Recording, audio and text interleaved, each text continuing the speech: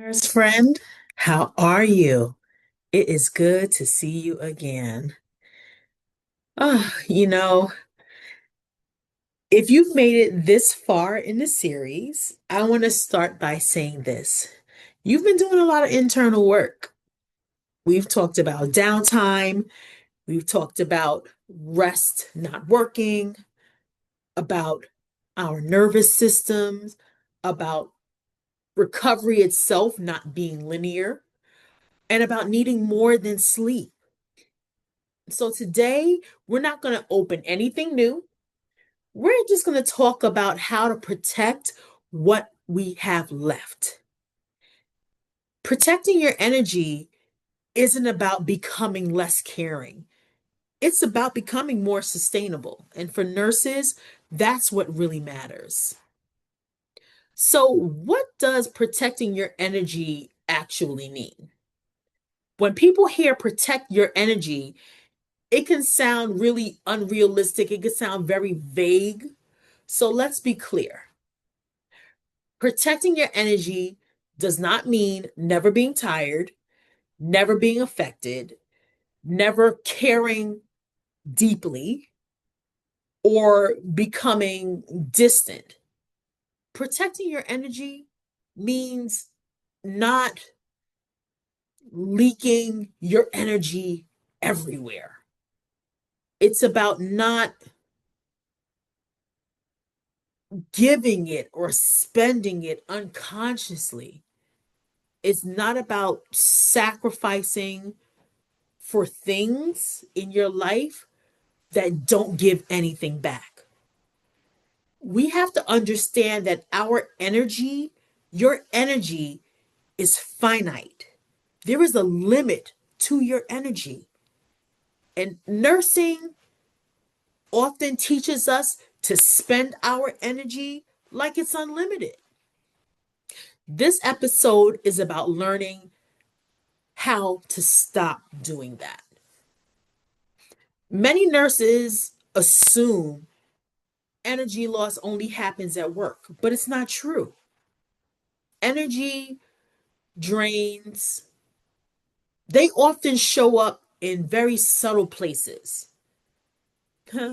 like over explaining your boundaries,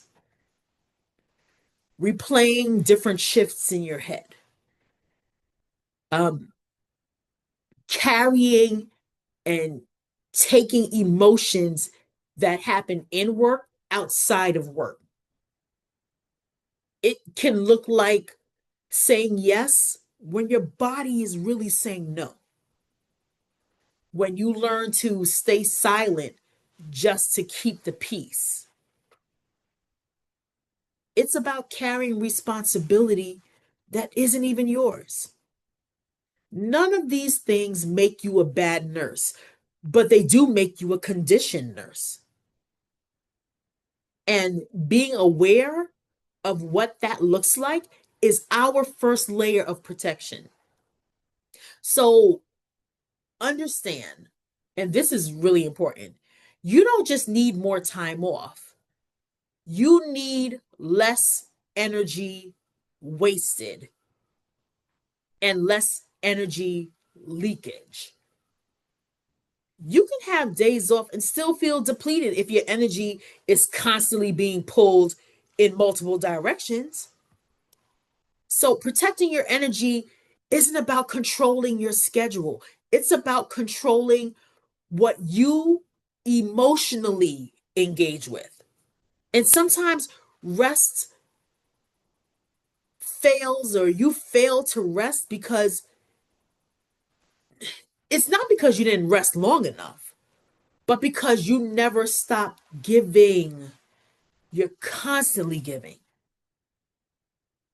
And we have to understand that as nurses, we often resist boundaries because we think that boundaries mean that we're going to become rigid or we're going to become unkind and less helpful and not be ourselves anymore. But boundaries really are not walls, they're filters. They help us decide what gets access to us and what doesn't. It helps us determine what needs to wait and what things are really optional, because everything in our life is not a requirement the way some people would want us to believe it is, but some things really are optional. So boundaries don't mean that you stop caring, they mean that you stop overextending yourself. That's what that means, and that's what that looks like. And overextending yourself, it's not compassion. You cannot equate or think that overextending yourself is compassion. It's really depleting you. It's depletion. So we often have signs. Our body is telling us that we're operating beyond our energy capacity. Your body will often know before your mind knows. So you might be exceeding your energy limit and capacity if you feel irritable and snappy without knowing why. You dread doing things that you used to enjoy. You feel numb instead of feeling engaged. You start to feel resentful towards things that you agreed to. And then you're always exhausted even when you're resting. These things aren't character flaws. They don't say that you're a bad person or a bad nurse. They're signals. And signals are meant to be listened to, not to be ignored. So here's the part that nurses really don't want to hear. You don't have to become a different person to protect your energy. You don't have to be less empathetic. You don't have to be detached. You don't have to be harder. You don't have to be somebody you're really not. Protecting your energy can look like pausing before you respond to something. It could look like letting things that you do be good enough. Like they don't have to be perfect. It can look like allowing disappointing things to happen without always feeling like you have to fix it. You can choose where to invest your emotions. And it could look like ending your day without reviewing what that day looked like. Small shifts in your thinking and doing are what matter. You don't have to overhaul your entire life. You just need to stop abandoning yourself in small ways. If protecting your energy feels uncomfortable, that doesn't mean it's wrong.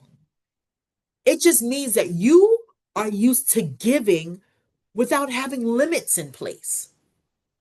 So, as always, this is a judgment free zone, will always be a judgment free zone.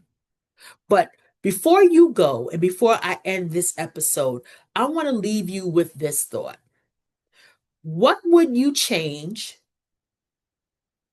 or what would change if your energy became something that you respected and not something that you sacrificed? What would change if you regarded your energy as something vital and important to you and not something that you just throw away by the wayside? If you feel comfortable, I would love to hear from you. Where do you feel your energy drain the fastest? Or what helps you protect your energy, even if it's just protecting it a little bit? I need you to really understand you do not owe the world unlimited access to you. You are precious. You matter. Your body matters. And I need you to understand your care matters. So I really am glad that you're here.